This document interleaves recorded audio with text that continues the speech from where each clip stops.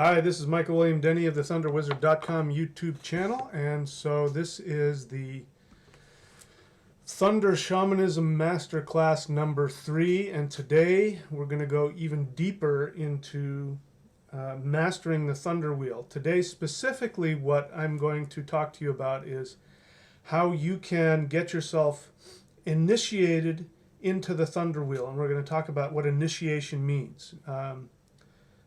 And I'm going to get you initiated into the elves or the ascended masters, who are going to be your guides and your teachers, and you're going to create an energetic contract with them. So before I get into that, I do have to just simply apologize. I've been off of the channel for almost a week and a half now, and I apologize for that. The reason for that is that I did finally get my hernia surgery about 10 or 11 days ago. So as you can imagine, I've been convalescing, allowing my body to heal. And so now I'm ready to start slowly getting myself back into my work. In any case, so I might be a little bit tardy with this master class, but forgive me. I will still get 4 within a month period. Anyway, having said that, let's go ahead and get started with the class. So if you haven't already, I'm going to be pulling information from the first book that I wrote about the Thunder Path. And so if you haven't gotten that book, I suggest that you get it, because in it I lay out exactly the ritual that I'm talking about. I'm going to expound on it a little more, but it'll be helpful for you to have this book. So if you're not familiar with the Thunder Wizard Path book, this is what it looks like.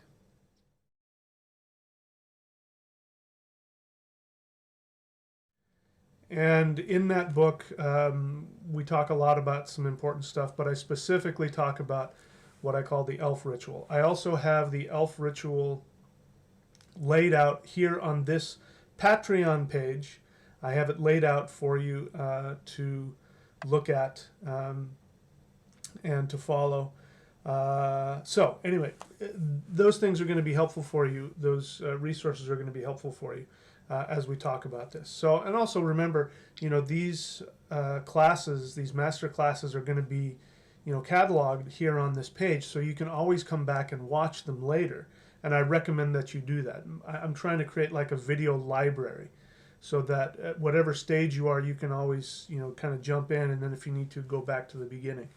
And as long as you're a subscriber, you should have access to all of the masterclass videos that we have. So having said that, I want to talk to you about a few things. The first thing I want to talk to you about, which is what you're going to be initiating yourself into, is the teacher-student relationship. Now, you're taking an online class from me, so even though I'm technically your teacher, what's really going to be happening is you're going to be becoming initiated into excuse me, working directly with the ascended masters, what my ethnic ancestors would have called the light elves. And we've talked a little bit about that. I'll talk about the elves as we go on. And it's important that you understand that the teacher-student relationship is sacred for a reason. Now, having said that, a lot of teachers misunderstand the relationship, and a lot of teachers do abuse that relationship. And any teacher that comes along and tries to present themselves as anything other than human, run as far as you can away from that teacher. Any teacher that allows themselves to be portrayed by other people as being anything other than human, run away from them. Now, that doesn't mean that you can't have a great deal of respect for them. It doesn't even mean that they can't have, amazing knowledge and ability. In fact, if you have the right teacher, you should have that experience that when you're working with a teacher, you should have this feeling that you're connecting with something that's far greater than you. Now, a true teacher will understand that all they are is they're really just a symbol for the true teacher, which is, the guides, the masters, the universe, whatever word you want to use for that. A true teacher understands that, and a true teacher will understand that the student will have an experience of the teacher that is going to be magnified. And so as long as they understand that all they really are is a symbol for the student's unconscious and for the ascended masters to work with that, then you're fine. But a teacher does need to understand that if they are truly teaching, their student will have a very powerful experience of them. And they will not try and take that away from them, but at the same time, they're not going to be trying to present themselves as superhuman or a god incarnate or anything like that. Anybody who tells you that they can take on your karma or stay away from them, because at the very least they're deluded. And when people are deluded, that's when they can become deluded by their own unconscious issues and fantasies, at the very least. At worst, then they have some kind of agenda and they want to, at the very least, steal your energy from you. So, having said that, even though I am just a human being, and even though I am not the one whom you're going to be learning from, ultimately you're going to be learning from the ancestors, it's important that you treat the ancestors with this kind of reverence. And the reverence that you want to have for the elves specifically, because this is who you're going to be getting initiation from. I'm going to be teaching you a specific ritual in the Thunder Wheel, how you can get initiation from them. But the idea is that you do what they suggest without questioning. You don't ask them why, what does this mean? You don't do that. The whole the Karate Kid or the old Kung Fu series where the gruff or the emotionally distant teacher sits there and has them do things like sweep the courtyard or, the wax on, wax off. And why? What does this mean? And you only find out later that what he's doing is he's training the guy's arm to learn how to block properly. All that kind of stuff. It means that, students don't even know what they don't know. And so you have to have that kind of understanding when you're working with the elves, that they know things that you can't even possibly know, and to ask them to show you what the purpose is. I'm not saying you can't do that. I'm just saying you're better off if you just ask, show me what I need to learn next, and then follow that instruction. So, I can tell you from personal experience, like if you were to go, let's say, if you were to go to China or to India, and if you were to act like a typical Westerner, and you were to walk into the temple, and you'd see the master there, and you would say, I want to learn from you, but at first I want to know, what is the purpose of this type of energy work, and what exactly am I going to gain? If you talk like that, they're going to very politely show you the door and say, this is the wrong place for you, I can't teach you. But I get these questions all the time. People will want, especially my Qigong, they'll say, I got your Qigong DVD. If you're not familiar with it, that's the Celestial Qigong.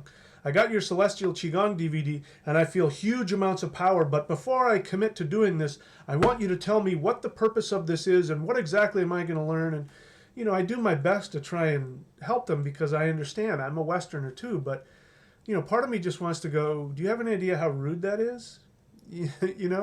If you are drawn to it, learn it, because you don't even know what you don't know yet. And so for me to tell them what they're going to get from it is going to put their mind into a limited space when they need to be, like you've heard this, the empty vessel, right? You got too much water in the cup, you can't pour any more water in there. You got to empty the cup out so that you can put the water in there. So you need to be this empty vessel for the elves in order to teach you, because you don't even know what is best for you in terms of your ultimate enlightenment. They do. So I just want to make it clear that you're going into this ritual with this kind of attitude towards the elves, that you are going to create yourself an empty vessel, because then they can show you. And one of the things that the elves do, which I find really wonderful, is that they want to help you have the correct mindset. So lots of times what's going to happen is that they will show you how certain ways of thinking and certain actions that you've taken or you're in the habit of taking work against you. If you allow them, they'll show you that, because they want you to understand that. So in order to best understand the connection of that, Let's take a look at the thunder wheel. And the realm of the elves is in the northwest. So let's just take a look here at the thunder wheel.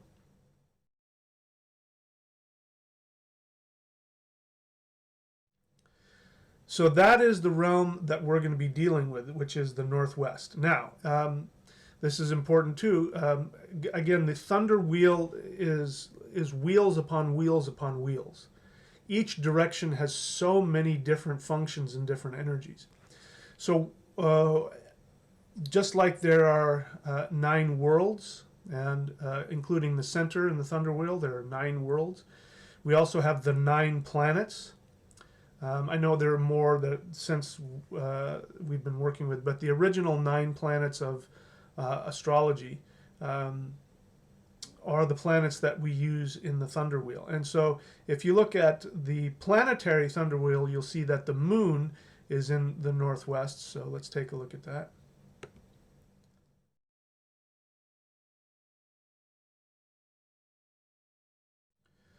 Okay, so the moon is the mind, and it's not the intellect.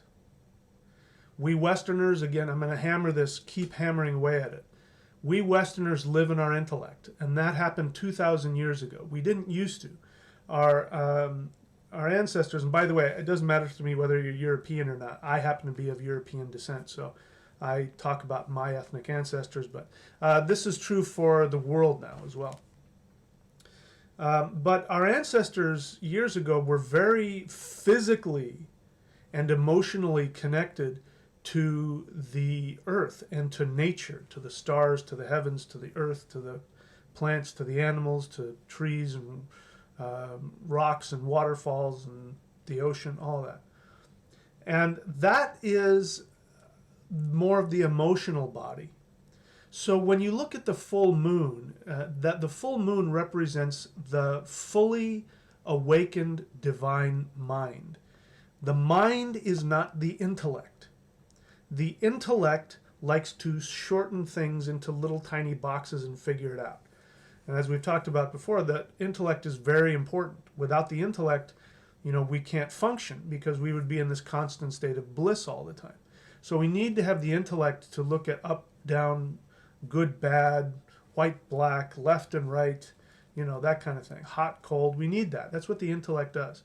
But understand that when the relationship between the intellect and the mind are not balanced, then you have a war.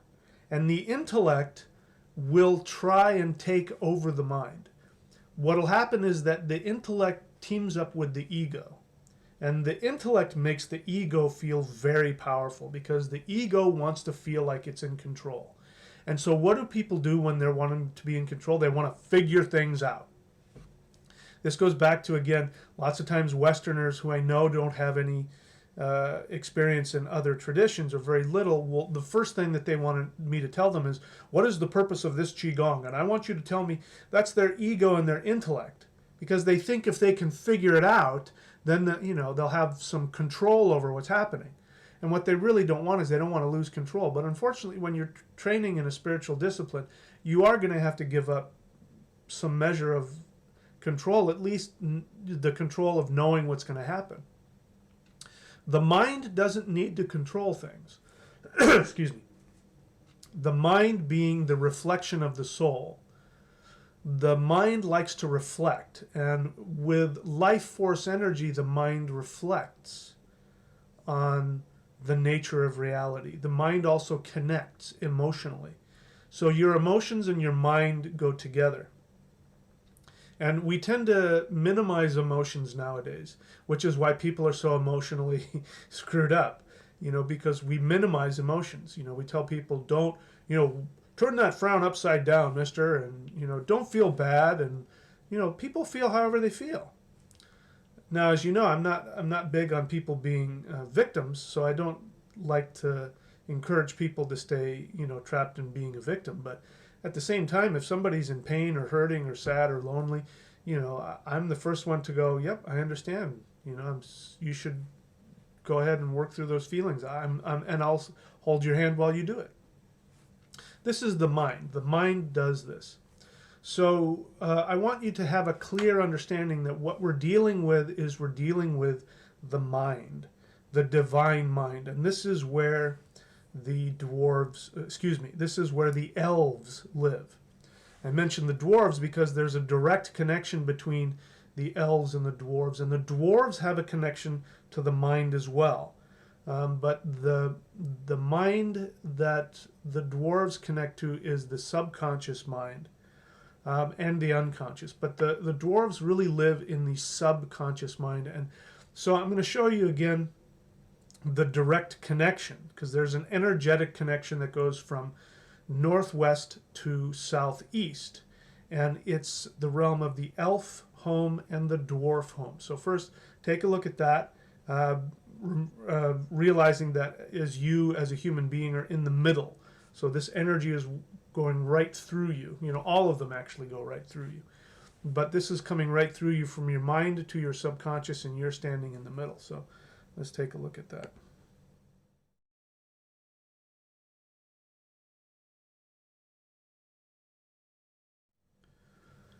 So in that map, the elves are the ethereal masters, and the dwarves are the subconscious forces. Now, the subconscious forces are incredibly powerful. Anybody who's worked with hypnotism or self-hypnosis, you understand that if you have the ability to influence your own subconscious or somebody else's subconscious, you can make them do anything. You know, in fact, the shows where you see people who are able to be hypnotized into thinking they're a chicken, you know, or whatever it is, those are people who have the potential to be very powerful shamans, because that means that their subconscious will obey them. You know, a real hypnotist can tell when somebody is easily influenced, and those are the people they pick out of the crowd, the people who are easily influenced. But if you're easily influenced, it means that your subconscious is malleable and is very powerful. And so this is the realm of where the dwarves live. So the dwarves, we've talked about this, the dwarves represent the emotional reality of the human being. So if you go back and watch or read the myths or hear me talking about the myths, I talk about this in the Voluspa DVDs, I talk about this, and I need to do more of it, but the dwarves were originally created as, quote, humanoid. What that means is that the thing that made them human was that they had an emotional awareness of themselves. And so why we have dwarves in our subconscious is because that is where our emotional life is. So the one state of emotion that we have that is eternal is the state of joy. And that is the state of our eternal soul.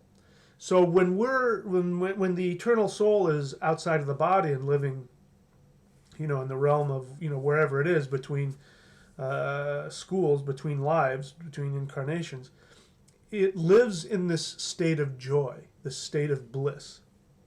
So that is why, as I'm teaching this, the highest state you can achieve is joy. Let me say something here. I get this a lot too. A lot of people contact me, again, usually connected to celestial qigong, and the same people that ask the same questions, you know, what is this for? Because what I want is spiritual, you know, awakening and all that. And what they mean is that they want to achieve certain states of, you know, what's people have talked about, certain stages of enlightenment, like the golden dragon body or the diamond body or the light body, or, you know, there's all these different bodies. And so people are wanting to do energy work in order to change their body to this enlightened state. And what they don't understand is that even if you achieve that, you can still be not enlightened if you don't have joy. You can be completely enlightened if you live in a state of bliss. In fact, if in a state of bliss doesn't mean just lost in that. It's living your life in such a way where you are doing the things that bring you the greatest joy in life. You've seen this in my other books. This is a main theme here. So when I talk about enlightenment, I'm not talking about getting to some state where you have no emotions and nothing bothers you. That's a bunch of nonsense. That's garbage. That's denial. That's, that's another form of depression. People who are depressed say, I have no feelings, I have no emotions. No, the traditional state of what we would call enlightenment, and I'm going back, thousands of years before we got into the Piscean age, the understanding of salvation, which is very akin to that. Before that time, the idea of salvation was the idea of just living in your highest joy, vibrating from that. If you live in the human body, it means that you have to do things that bring you the greatest joy. So I've said this before, maybe you don't know, but my main goal in life is surfing. Surfing brings me the greatest joy that there is. Second, very close second to that, is hiking in the forest and the mountains. Specifically, since I've been around to a lot of different mountain ranges, I lived in Idaho for a while, I lived in North Idaho, I lived in the state of Washington. For me, the place that I get the greatest joy is when I'm in the mountains here in California, whether it's here, Southern California, or all the way up into the Sierras. There's something about these mountain ranges, I think it has to do with the fact that they used to be volcanoes many years ago. They're the guts of volcanoes. They're very powerful, and I just get a tremendous amount of joy. So my whole life is devoted to surfing and hiking in the mountains.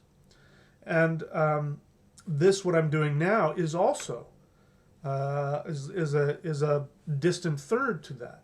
And I do this for two reasons. Number one, because it's really important to me, and I'm sharing information that I have found for myself that I wanted for my own happiness.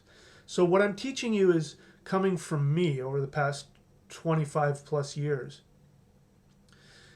Finding the things that I have learned over multiple traditions that give me satisfaction, that give me joy, that give me fulfillment. And so that's all I'm teaching. I have no interest in, like saying, I'm with such and such lineage and I'm a 23rd generation disciple of so and so. I know people like that and they get a lot of pleasure out of that and pride, and maybe they should. I could care less about that. I'm only interested in whatever it is that actually gives me happiness, enlightenment, joy, and fulfillment. And so this is why I write these books, and this is why I do this teaching. I always say, you should make a living doing what you would do anyway. And the truth is, I would do this anyway. Everything I'm sharing, I would do anyway. But, I've been told that this is my job, so I've made it my job. So, anyway, you get the point. This is the realm of, the emotional realm of where the elves reside. They reside in this place of joy. So, don't really know what I've said. I kind of gone off some tangents. Let me take a look at my notes here. Okay, so let's talk about the purpose of ritual. And then I'll come back to this connection between the elves and the dwarves and human beings. So the purpose of ritual, as I've said, is it's not about being religious. Okay, so when people get a lot of pride. I go to church every day, or I go to temple, or whatever it is. Big deal. That doesn't accomplish anything for you. If you're doing that out of a need to feel like you're being a good person, then what do you get out of that? If you're doing it because it brings you a lot of joy and happiness, then you're going to get somewhere. The purpose of ritual has nothing to do with worship in that sense, in like the monotheist sense. Worshipping Jehovah. It's got nothing to do with that. The purpose of ritual is to create an environment through symbolic gestures and actions that makes your subconscious and your unconscious mind pay attention. Because what you're doing with ritual is you are giving a command to your subconscious mind and your unconscious mind to create things for you. Now, the thing about the dwarves are very religious. So, the dwarves that live in your subconscious mind, I'm sitting here thinking that some people might think, I've got little beings running around inside of me. I mean, just stick with me and you'll understand where I'm coming from. But your emotional attachments, your emotional constructs, are what we would call dwarves. And they actually have a life of their own. They do live inside of you. Sometimes you create them, but sometimes they can go and fly around on their own. In fact, this is what a lot of ghosts are. Ghosts are what we would call dwarves. They were, when somebody died, they had this emotional construct that they had created, usually around getting something. If you've noticed, dwarves are very covetous. They're very greedy, right? They're constantly digging up the gold. They're very covetous. So, and they only work, this is the great thing about dwarves, they only work when there's a clear benefit for them. They work for mead. They work for gold. They do all kinds. They never do anything for free. They always work for something. So this is why energy work is so important. If you do qigong, you do energy work, because it's the energy work that's going to feed and empower your subconscious mind to go out, to actually get outside of your body and go out and build things for you. But you're paying them with energy. Now, you don't have to pay them with your own energy. This is why you draw in life force energy from the universe, because there's an infinite supply of life force energy out there, and it is your responsibility to feed the dwarves. Now we're getting into things like drug addiction. People get addicted to drugs because they're dwarves. Their unconscious mind, their subconscious emotional attachments need life force energy. And the reason why people do alcohol and drugs is because it gives them a low-grade life force energy, which the dwarves eat. Their subconscious mind eats it up. But because it's not coming from higher sources, and because it's not coming from ritual, it ends up having this selfish tinge to it. This selfish isn't the right word. It has this focus of narcissism. And so you end up with very narcissistic dwarves who cause all kinds of chaos in your life. These are why drug addicts are so chaotic. Their lives are so chaotic, and you become addicted because the emotional constructs within you need that energy, and they become accustomed to a certain kind of energy. So that's why you get addicted to certain drugs. So understand that your subconscious mind needs energy in order to perform a task. And if you are in alignment, your subconscious attachments and the forces within you will go and do things for your behalf. But you've got to feed them. If you don't feed them, then they will take over. Then you will be completely run by your desires. You will be run by your emotions. And so that's not the kind of mind that we want. That is still the mind, but that's a very chaotic, very lower vibrational mind. So what we want is we want the mind that the dwarves have. We want the mind that the elves have. And the elves live in the realm of, the perfect idea of the full moon. They live in this realm that is of the highest vibration. They live in this realm of reflection and bliss. And so we want that in our mind as well. So part of what we're doing here is we're getting our mind prepared, because our mind, what does our mind do? It reflects the soul. So if your mind is balanced and is connected right energetically, then that means you're going to be able to hear and intuit. Intuit is a better word. You're going to be able to intuit the minds of the elves and know what you need to do in your spiritual path. Okay, so I think I've laid a lot of groundwork. So before I go further, I want you to once again take a look at this and see the realm, the line that goes from the northwest to the southeast. And this is what we're going to create. We're going to create energy coming from the northwest down through the center, which is us, to our subconscious mind, which is the southeast. We're going to connect the elves and give them dominion over the dwarves. Now, once we do this and we do it right, it makes the dwarves very happy. The dwarves are the most happy when they are in connection to the elves. And if, the one thing that Tolkien got right, Tolkien intuited a lot. I mean, he read a lot from Norse myth, but he also intuited a lot, which is why watching The Lord of the Rings and The Hobbit is great because it teaches you some truths about this. If you remember in the Lord of the Rings trilogy, the dwarf in there, I think his name is Gimli, he has this distrust of the elves. He distrusts them and he fears them until he sees them. And when he sees the queen, right, the moment he lays eyes on her, he becomes her most devoted worshiper.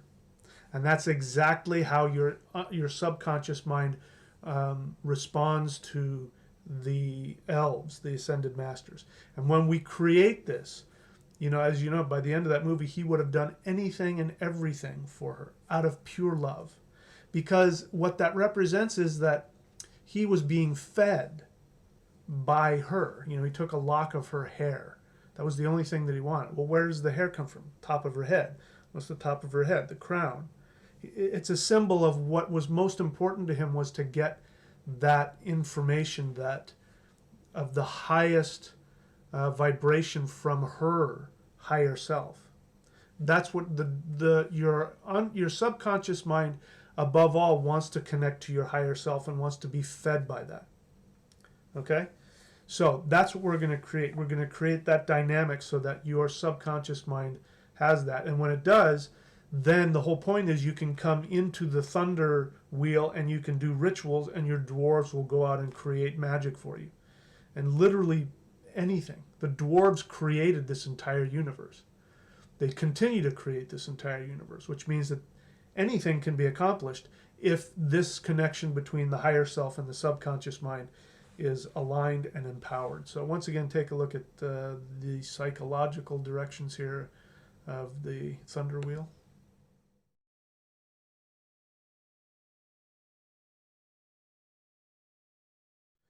Okay, so that's what's going to happen. When you're facing the northwest, you're creating that connection between the higher self and the subconscious forces. So let me take a look at my notes here. So the human path. I'm calling this the human path. Now, in the southeast, it's very interesting. The Taoists have called the southeast direction what they call it, the door of mankind, or the gateway of mankind, something like that. That's because if you look in the middle is where men are, right? So let's look at it again. So where it said earth there in the middle, you could replace that with humans, because that is the evolutionary path. The evolutionary path is we all started as dwarves. If you're listening to me right now, you're operating from your soul, you were once an emotional construct that was created in somebody's lower self. Perhaps a human being, maybe another being, but that's where you originally started as. A self-aware emotional construct. And your goal has always been to become an ascended master. So what happens is when you get to the point where a dwarf becomes self-aware enough and starts to have its own discipline about its own existence, it gets then the opportunity to become a human soul. And so then it has to go through the process of many lifetimes of being a human soul. Listen, we come here thousands of times. If you're listening to me, you have most likely been a human being thousands of times before. It's very rare that you meet people who have very rarely become human beings, but you can see them. They're the ones that operate that are very childish, very selfish. I'm not saying that old souls can't be selfish. Assuming that I'm a teacher because I'm an old soul, I've certainly been very selfish in my lifetime. So I'm not saying that. What I'm saying is that these are the people who don't learn. They go there throughout their whole life and they're I want to use a word with the human anatomy. They are, a-holes their whole life, and they never learn. Well, these are probably younger souls. In fact, there was somebody in my life who was very abusive to me, and I remember asking one of my teachers, about that because I was having a hard time, dealing with it. And he said, yeah, that person, this is his first time. This is his first time here. He's doing the best he can. He's scared out of his mind. He's in a whole different world here. And once I saw that, I realized, oh, he's right. This is his first time. No wonder he's having such a hard time. So that's one of the ways that helps you if you need to forgive people who've been abusive. You go, listen, it's just their first time around, or maybe it's their second or third or fourth time, and they're doing their best. This is scary stuff, but they're on their way. And if you see, they're very emotional. They operate from their emotions. They're very reactive to their emotions. That's what the dwarves are. So the dwarves started as these emotional constructs, and then they get a chance to become human beings, and then human beings get a chance to become ascended masters.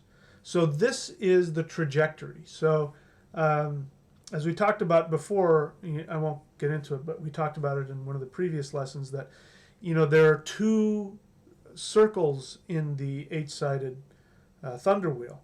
And the cardinal directions are one, and the high point of the cardinal directions is in the south, and the low point is in the north. And then you have the east and the west that are on equal, elevation. Well, in the psychological directions, which is what we're looking at now, the high point is in Asgard in the northeast, and the low point is in the southwest, where the underworld is. And then the two worlds that meet each other are the dwarf home and the elf home. So there's a communication back and forth. The realms that are, like this, you don't want this back and forth communication. That's destructive. But on the realms that are like this, you have this back and forth communication.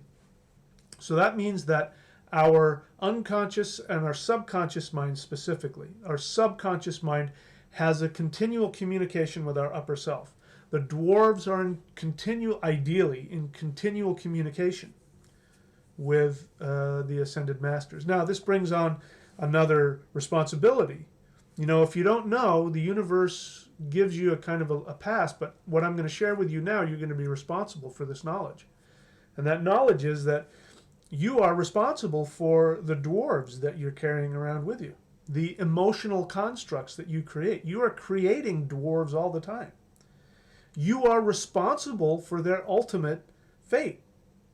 The way that you can best help them is by making the effort, especially through your life and through your mindset, in your attitude, but also in ritual, to connect your subconscious mind to your higher conscious self. When you do that, you are making the road to enlightenment much easier for your dwarves. You're responsible for them. You're giving them an opportunity to become human that much more quickly. And as a human, those dwarves will be very powerful and will be very conscious and very aware. You have a responsibility for them. So lots of times, it's, the ascended masters that are working with you, you may have been a dwarf in their subconscious mind thousands of years ago, who knows what.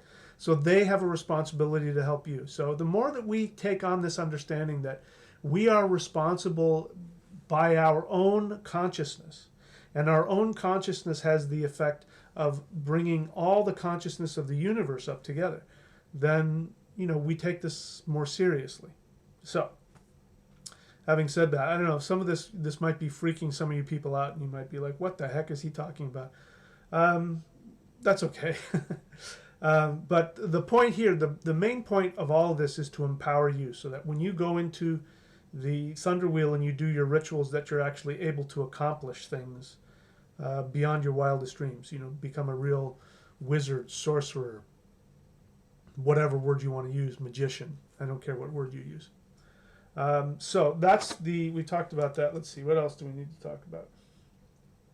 Okay, so now I want to share with you the ritual. So once again, if you haven't, you need to get this book, because I talk about it very clearly if you want it in writing. So this is the book again, The Thunder Wizard Path.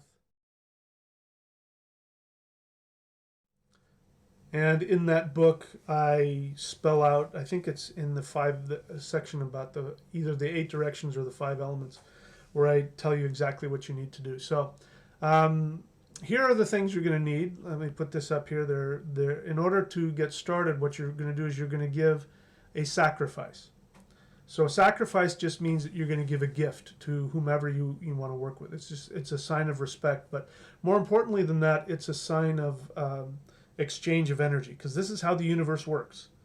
The universe works from an exchange of energy. Even Christianity operates from this, because they believe that it was Jesus' blood sacrifice that allows human beings access to God, which I don't have time to talk about that. But even that, they operate from that same principle of there's an exchange of energy. So there's really nothing for free, you know, there's always an exchange of energy.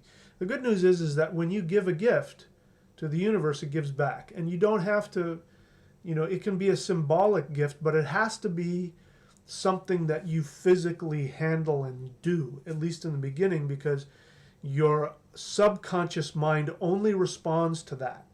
This is why ritual is so important. So anyways, you're going to need 5 things in order to accomplish this. So let me put this up here. We'll come back to this screen again, but just get a list of all the things that you're going to need here.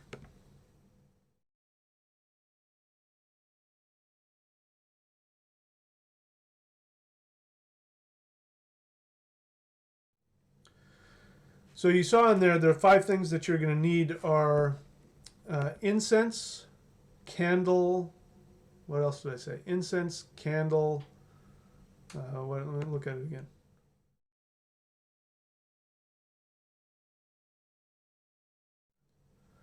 Okay, so I've got on there incense, water, candle, flute, and nuts. So you can replace flute with any other kind of musical instrument. It can be anything that represents a musical instrument for you. It doesn't have to be a flute. I happen to play native flutes. I like it. It can be a rattle. It can be something, you know, everybody can play a rattle, you know, just shaking a rattle. It doesn't matter. As long as it represents music, that's what you're going to give. So the first thing that you're going to do is understand what we're going to do with this ritual. You're going to do this ritual, and you're going to allow what it is it's going to be you giving your subconscious mind up to the ancestors, the dwarves. You're going to be giving your dwarves up to the ancestors and allowing them to create that dynamic relationship that we want, which is the dwarves worshiping the ascended masters, and by doing that, they will always work for your benefit. So this is what's important. When people are disconnected, when they're operating from their narcissism, their dwarves take over, and the dwarves are even more narcissistic than they are, and will do all kinds of destructive, horrible things. And so we want to make sure that the dwarves are aligned properly, because then the dwarves will want to help you. We want that. We want our subconscious mind to work for us, not against us. But we also acknowledge that they are a force that we can't handle by ourselves unless we ourselves are in connection and we are aligned. Okay? So what you're going to do is you're going to gather all those 5 things that I mentioned for the sacrifice. And what you're going to do is before you go to bed, you know, I mean, give yourself time, a couple of hours before bed. You're going to create your circle. And again, if you don't know how to open a circle, the way to open the circle, here's an easy one, is you take the fingers and you start here at the chest and you touch them to the chest, to the third eye, to the navel, and to the chest again. And you do that to each direction. You start in the north. So if we're starting this, what you do is you start facing the north and you open yourself up. You open up the realm of the north. You move to the northeast and you do that all the way around until you get back to the north again, and then you do it one last time, and that last one facing the north represents the earth, and now you've opened up all of the 9 worlds, and all the 9 worlds are connected. Then what you're going to do is you're going to face the northwest, which is the realm of the elf home, the realm of the ascended masters. And you are going to have your 5 instruments, your 5 things that you're going to give to the ascended masters. Now, take a look and see what they represent, because these are the five elements. Five elements are ether, water, fire, wood, metal, fire, water, earth, ether, metal, fire, water, earth. But we're going to do it in a specific way. So I'm laying out for you how to put them. And let me see, they'll look like kind of like a cross. So I want you to put them in the sequence that I've laid out here. So if you need to, when you go back, watch this and pause it so that you can do this. I've got this written in the book if you want to look at the book. But in any case, this is how I want you to lay it out for them. So take a look and see which element they represent and look at where they're supposed to be and in what order. Okay, so take a look at that.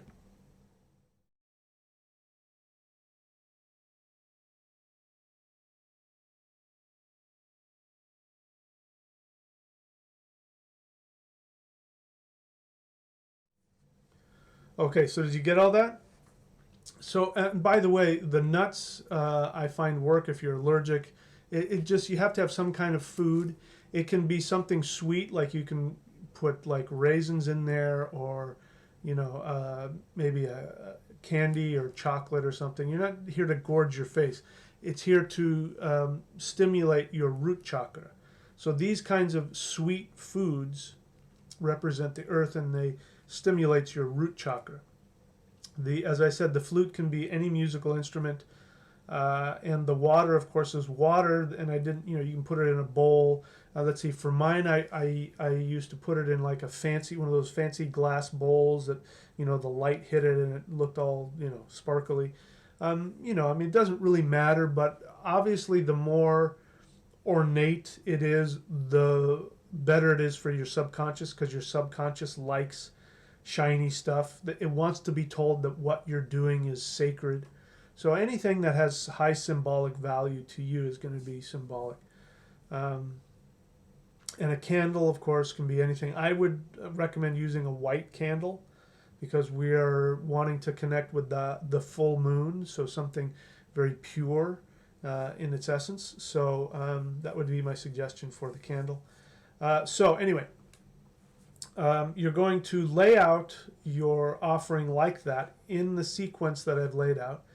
And I'll explain to you why at another time, but that's important. What we're doing is we're using the elements to create. So to create the sequence of elements is, let's see. Let me take a look again. How did I do it?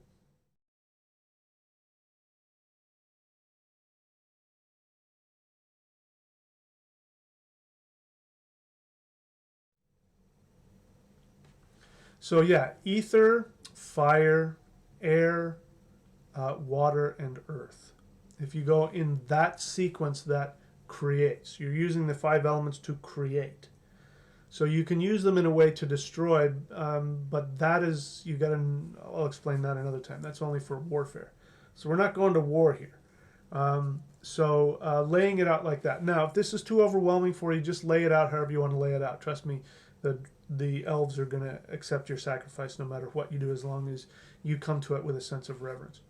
So once you've laid out your five elements to the elves, you can then summon them. And what you want to do with the elves is you want to work with them subtly. One of the things that when I first started creating this path, and I was looking at other recreations of European shamanism, I saw that a lot of people were yelling things. And I was like, what is that all about? They're like yelling the directions and yelling. And it's like, the gods and the ancestors do not respond to yelling. They don't. The only time you yell is when you're working, trying to dispel something. It's just like a human being. If a human being yells at you, are you going to be attracted to them? Or are you going to want to like, man, what is wrong with you? You're going to want to get away from them. But if somebody comes to you and speaks to you in a low, soft, gentle voice, it makes you want to come closer to them. So the same thing with the ancestors, the same thing with the elves, the same thing with the gods. there's no need to yell, but especially with the elves, because they are on such a high vibrational level. Remember, these are beings that are just one, like, just barely slipping in and out of reality. They're almost gone. They're almost back into the void. They're barely here. They're on such a high vibrational level. So you have to deal with them that way. They want to be talked to through intuition, through mental connection. If you're going to make sounds, they need to be very pleasing sounds. So you're going to create a very sacred space for them to want to come out of their realm of the Northwest and be in Midgard here with you. So if you play an instrument, go ahead and play it. If you're not really, I do think you should do something like, maybe very softly on a drum. We can all do that, or with a shaker, something like that. That will also help put you into a trance state. But you can still put music on if you want.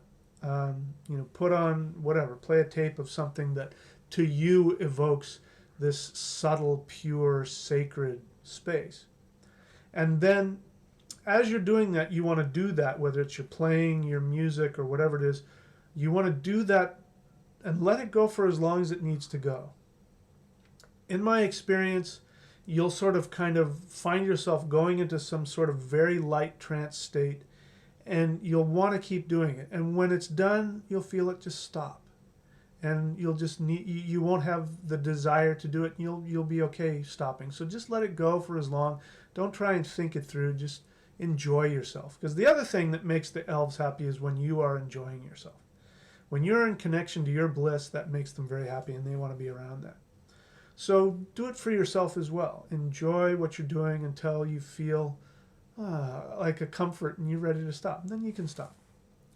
And then you want to spend some time and just meditate with them. And, meditation in this sense is you're just breathing, and, you can put your hands in your lap and close your eyes and breathe very deeply. And you're just opening yourself to the Ascended Masters. And understand that the Ascended Masters have known you your entire existence.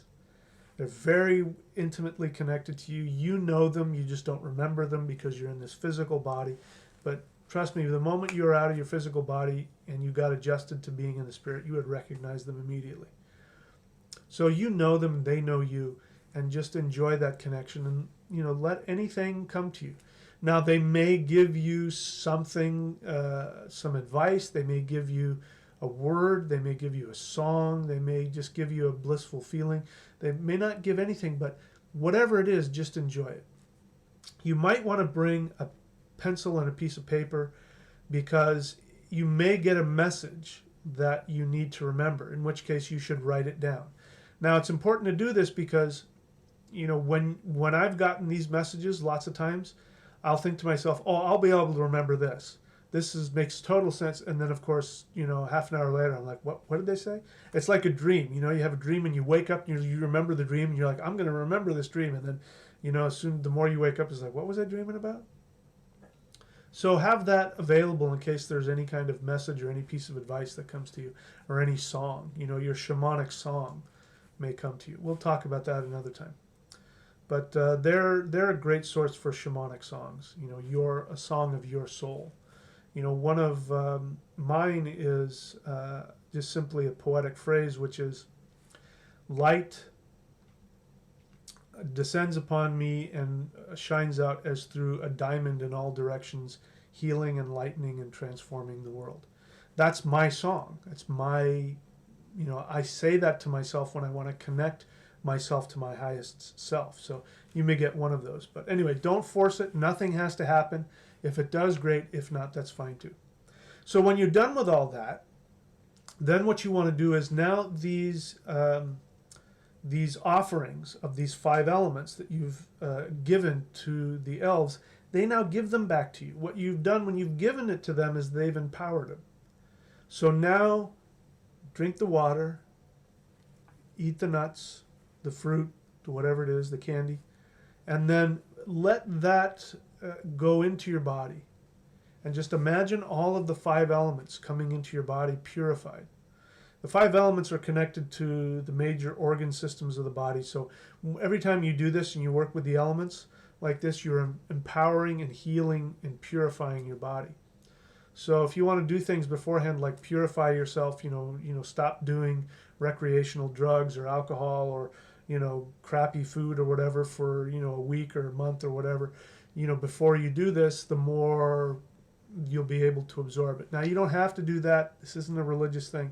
These are all just, truths about how energy works. So for the first time, do whatever you want, but the elves will respond to whatever level of sacrifice you want to give to them, which means, you spent a week really purifying your diet or whatever it is. In any case, so now you're done. You've taken the elements back and you've eaten them. And then what you're going to do is you're going to have any last connections with the dwarves. With the elves. So I said dwarves because I forgot one part. So now at this point, what you want to do is you want to then turn toward, you want to stand up. Hopefully you're sitting in a chair throughout all this, whatever makes you comfortable. At this point, you want to stand up and you want to face southeast towards the dwarf home. And what you're going to do now is you are going to channel that energy through your body, and you're going to imagine it going into the southeast where the dwarves are. And you're going to say something to the effect of, and I think I wrote something down in, again, that book. But it doesn't really matter what words you use, it's the intent. And the intent has to be something along the lines of, I submit my dwarves to the advice, to the counsel of the ascended masters, something along that. And then you send a command to your dwarves and you say, to the dwarf world and to the dwarves in my subconscious, I command you to listen to the counsel of the elves and follow their commands. Something like that. You can make up your own version of that, but you get the idea. And then when you're done, you turn back around and you thank the elves. Now, normally at this stage of the game, you want to end. If we were doing any other ritual, I would say you have to end the ritual. Not in this case. In this case, you are not going to close the circle. You are then going to leave your subconscious mind sitting in that chair. So you're going to get up out of the chair and you're going to look at the chair, and you can either touch your navel center and touch the chair, or you can say, I now put my subconscious mind and I leave it here overnight, because that's what you're going to do. You're going to leave, this ritual is going to go on all night while you sleep. And so you're going to leave your subconscious mind there, whether you use a verbal cue or a physical cue, just as long as you know that when you walk out of that room, you've left your subconscious mind. Now, of course, you've taken it with you, but you get what I'm saying here. The thing about your subconscious mind, by the way, your subconscious mind will enter any room before you do. So anytime you walk into a room where there's a bunch of people and you find a place to sit down, your subconscious mind went in there earlier and found the seat and knew who it wanted to sit next to. So if you end up sitting next to somebody you think, I don't want to sit next to this guy, well, your subconscious mind decided it wanted to sit next to that person. So even though the same thing applies here, you're going to be going wherever you're going to go when you go off to bed, but your subconscious mind is going to stay there all night. So I think maybe there's another way to do it where you don't eat the offerings until the next day. I can't remember what I put in the book. Either way will work. It doesn't matter. So in any case, you finish that part of the ritual. You put your subconscious mind into the chair, and then you back out of the room with reverence, and you walk out and you bow, because you know that there are people in there that are doing work and they're talking, and you're respectfully going to give them their space. Now, you do need to blow the candle out because you don't want to start any fires, so you do have to turn all the lights off and blow the candle out. And then you leave.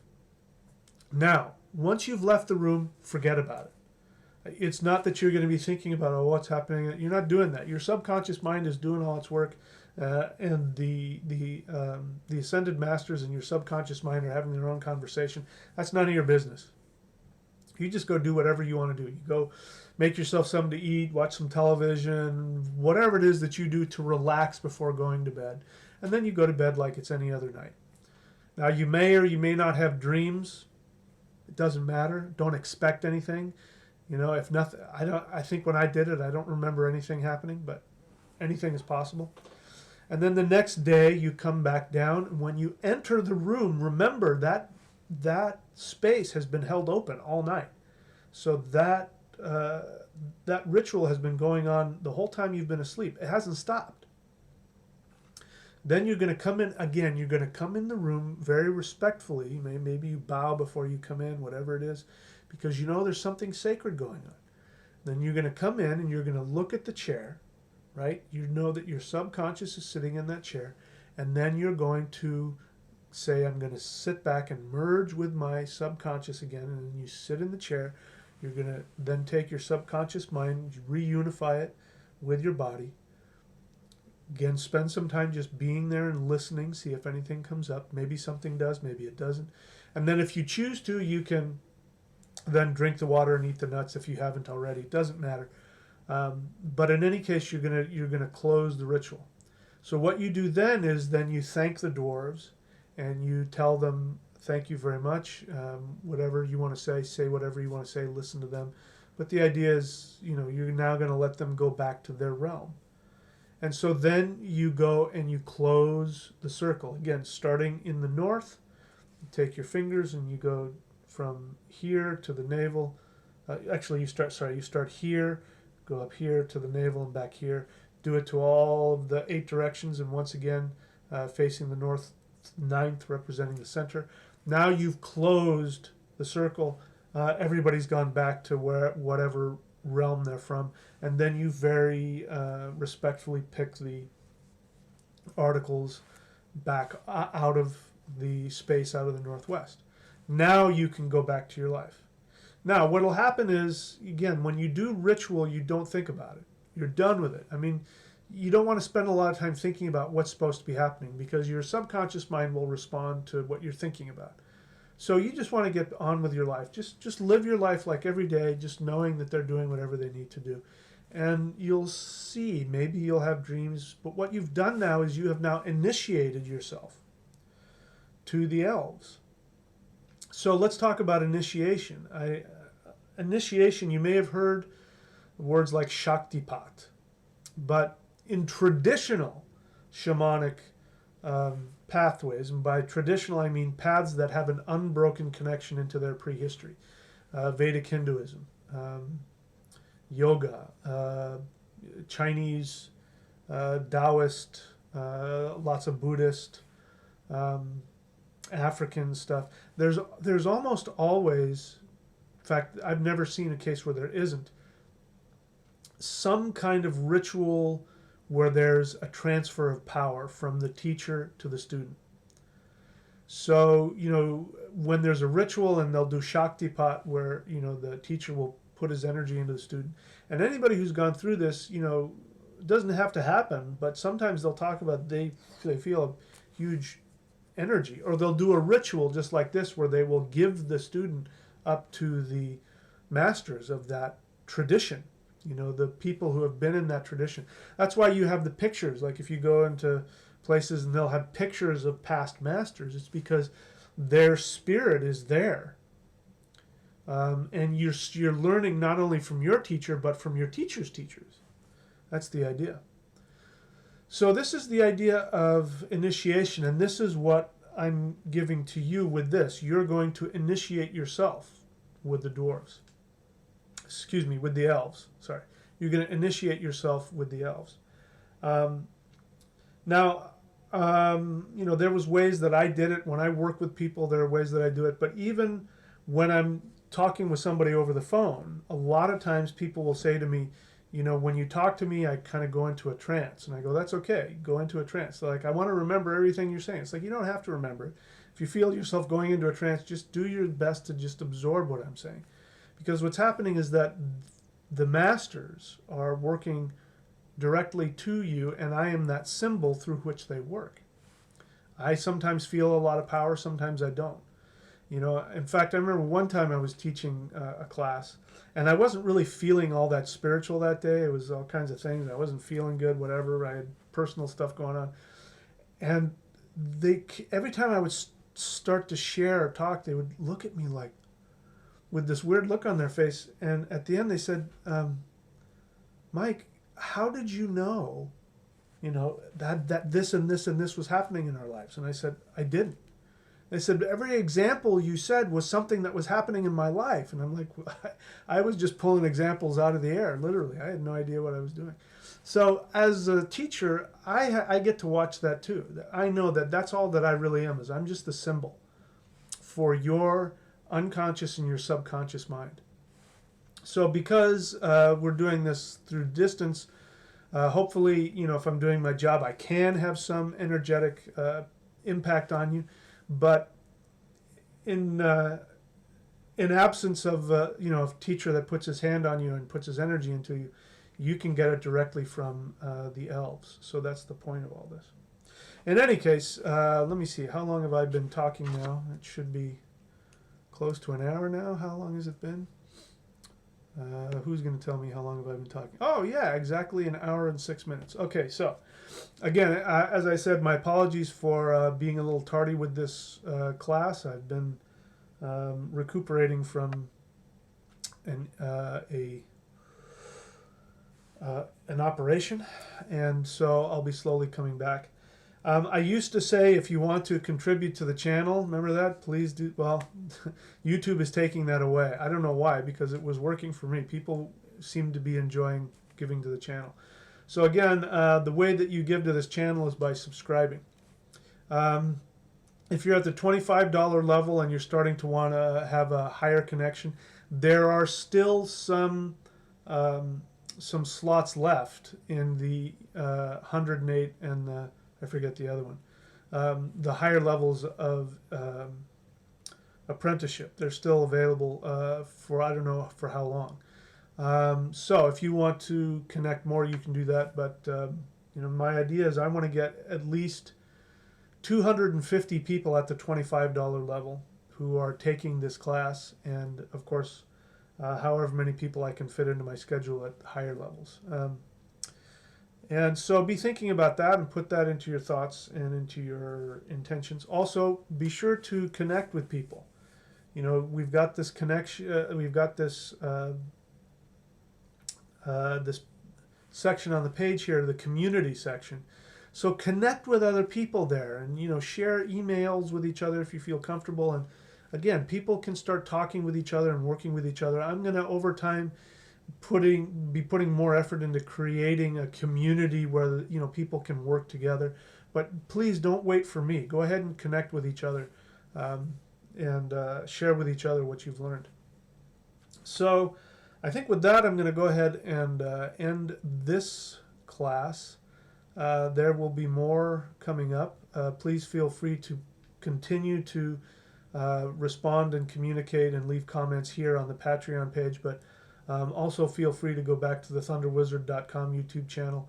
There's going to be more. I'm going to still be giving out good information there, which is going to be part of this class. And please continue to subscribe if you're not subscribed. Subscribe, like, comment, interact, because the better that channel does, the better this will do, and vice versa, and all of that. So, of course, if you have any questions, if you want private sessions, contact me, and I'll be happy to help you with that. So, with that, my friends, may the power of the Ascended Masters enlighten you and guide your way. Until next time. Thank you very much.